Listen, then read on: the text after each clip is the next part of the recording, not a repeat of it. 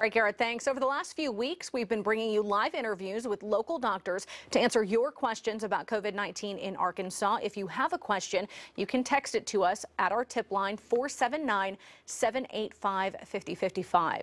This afternoon, we're joined by Dr. Mark Fowler. He's an OBGYN with Baptist Health Women's Clinic in Fort Smith. Doctor, thanks for spending your time with us this afternoon. It's my pleasure, Erica. Thank you. So we learned yesterday from the governor that 6 pregnant women in the state have tested positive for COVID-19. Does that mean that pregnancy can put women at higher risk of contracting this virus? It is a slightly higher risk because pregnancy, we've known for decades, is a state of slightly decreased immune response. So there have not been nationwide, not just in Arkansas, but nationwide, there have not been any maternal deaths related to the virus reported yet. But we do know that pregnancy is a time that women are at increased risk. Some of the things that we have seen that has increased nationwide is that for women who are pregnant and contract the virus, there's about an 8% chance that they will become critically ill or need to be intubated in an ICU. There's a 14% incidence of preeclampsia, when normally the incidence is 5 to 8%. There's a 41% chance of preterm birth for a pregnant mother who is infected with the virus. Wow, those are some scary statistics when you say it that way. Talk a little bit, too, about, obviously, we know that when women are pregnant, they have some limitations in terms of what kind of medications they can take, in terms of how that could impact the baby. So if a woman is sick and does have to be hospitalized, does being pregnant limit what doctors can do? Well, so far, the medications that have been proposed as treatment are not contraindicated for women in pregnancy, and the supportive measures and most of the medical treatments so far for all COVID patients has been not so much aimed at eradicating the virus, but just what we would call comfort cares, and those are not contraindicated in pregnancy either. Okay. Talk about the virus and its impact on unborn babies. At this point, is it considered dangerous for those unborn babies, or are they kind of protected in the womb? Anyway, as long as the baby is inside a mother, so far we've not seen any evidence in terms of changes in ultrasound, changes in birth defects. We haven't seen those reported from other places around the world. So the best place for a baby absolutely is inside the pregnant mom right now. Yeah, stay safe in there. So what symptoms of COVID-19 could be harmful for a pregnant woman and then potentially for the unborn baby? I know we've talked about the risk of fever, shortness of breath, cough, and then there's other symptoms that can come along with it as well. Well, those are the main ones. So anytime during pregnancy, we ask that moms, monitor for contractions. We don't know any increased risk for preterm rupture of membranes, but since there's a 41% risk of preterm labor, the mom should absolutely monitor themselves for that. They don't necessarily need to come in for the hospital for every contraction that happens, because we know that beginning at about 25 weeks of pregnancy, that contractions can normally happen even 4 or 5 times an hour. But if contractions become more than once every 10 minutes, then that would be concerning, in addition to the ones that you were talking about also, the fever and the cough, shortness of breath. Those are the ones that everyone should be concerned about. Gotcha.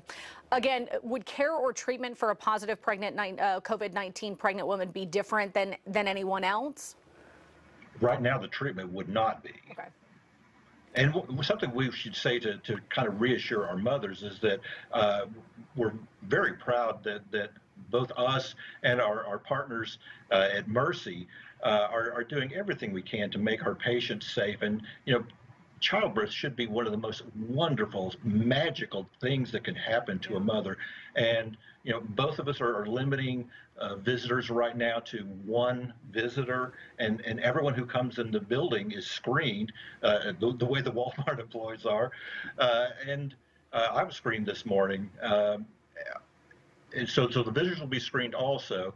but we want the birth experience as much as possible within the current crisis to be as special an occasion for the mothers and for the families as possible. Yeah. Up until this point, obviously, I know that guidelines have been changing, but up until today, are partners Mhm. still allowed to be in there during the birth? Yes, Okay. yes. As of right now, well, a partner or additional visitors.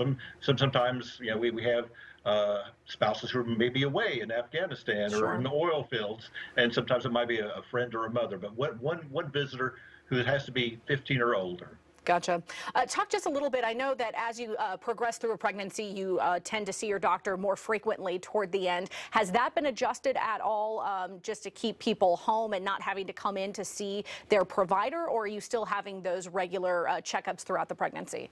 No, that is an excellent question, and there has not been guidance set by the American College of Obstetrics and Gynecology or by the American Society of Maternal Fetal Medicine, but I have personally been telling my patients that if they are well, and there are symptoms that they should watch out for, and we talked about those. If they think that they've broken their water, or if they're having too many contractions, or if they're having bleeding, or if they're not reassured by how well the baby's moving, then then absolutely they should come in immediately. But for just routine times when mom is feeling fine at home, she's feeling the baby, she's not feeling sick.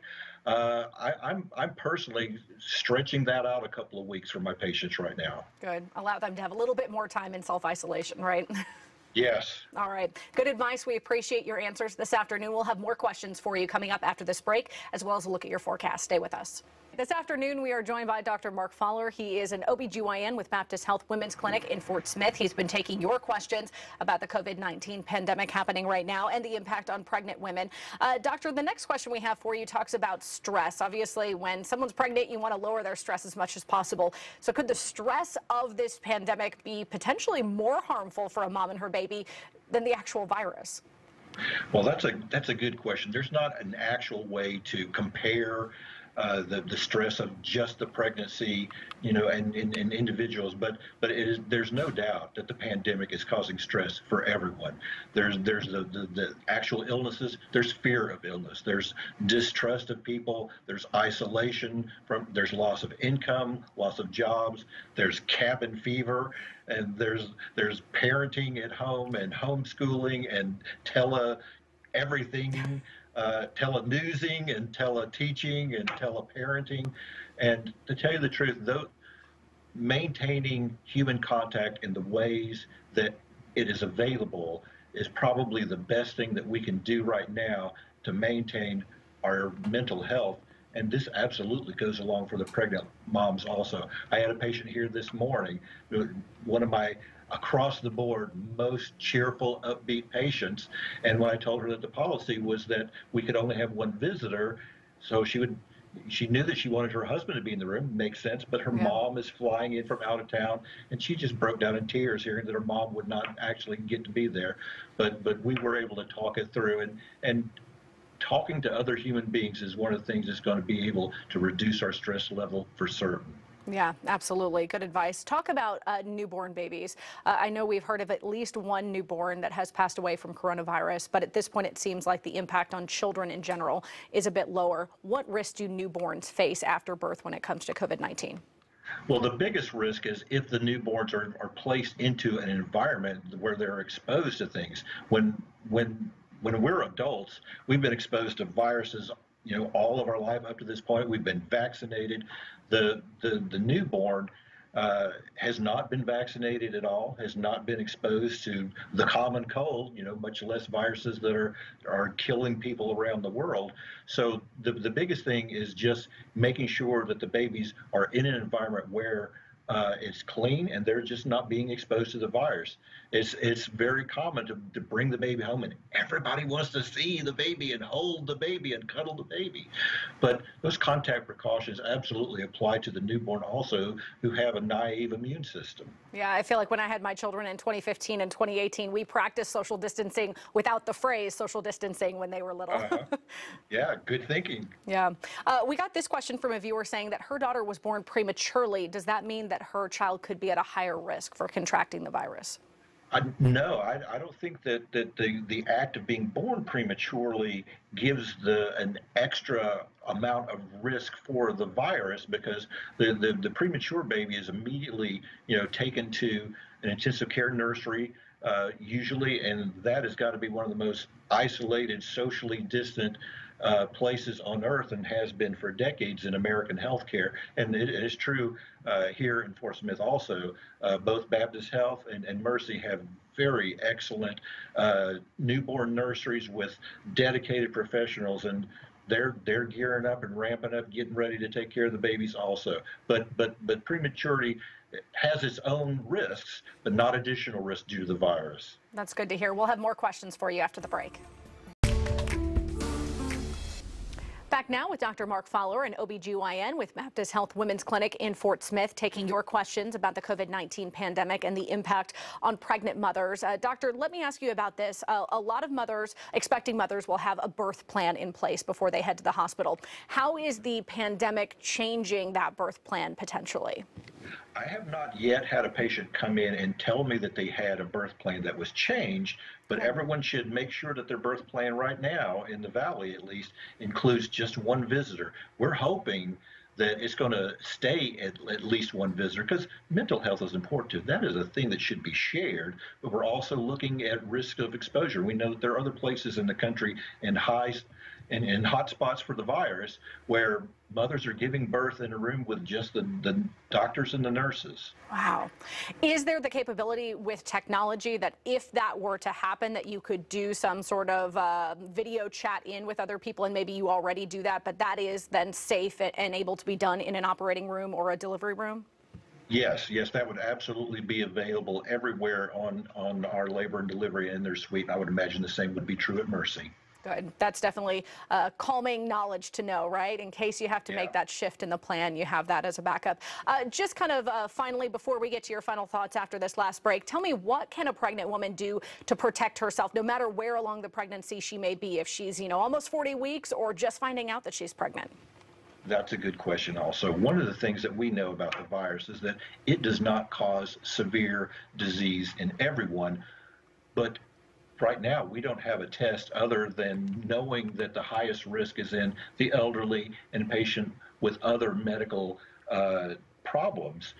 But since we know that pregnancy itself is considered a medical problem and it compromises her immune system, that she needs to be more diligent about making sure that she is maintaining the practices of social distancing, the hand washing, the cleaning of counters and spaces at home. So the same thing that everyone else should do, the moms definitely need to do it, because there's something that we always keep in mind is we have two patients. Absolutely. You're not just protecting yourself, right? That's exactly right. Yeah. All right. Well, thank you so much for answering all those viewer questions for us this afternoon. We will have your final thoughts after the break. Don't go anywhere.